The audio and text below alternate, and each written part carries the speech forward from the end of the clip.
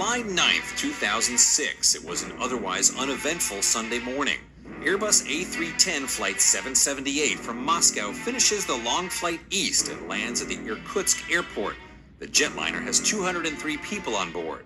At 7:44 a.m., the plane's wheels touch the ground, and most passengers relax.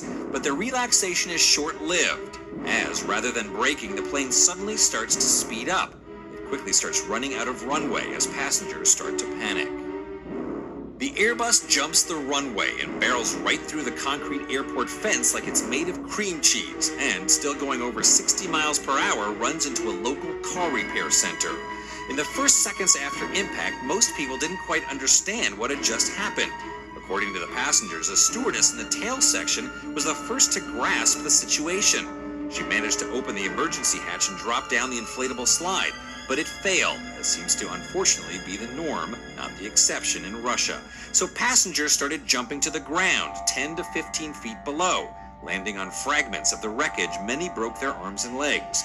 They were the lucky ones.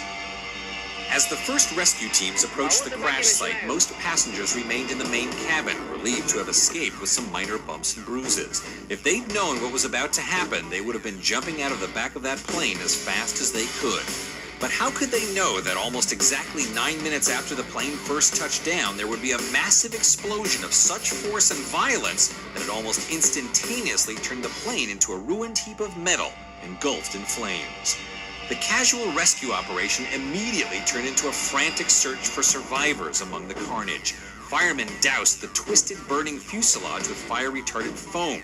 Emergency services workers desperately searched for people badly burned, yet somehow still alive among the bodies. It took a team of experts a month and a half to decipher the plane's black box information. In their opinion, the crash occurred due to a breakdown of the plane's monitoring systems.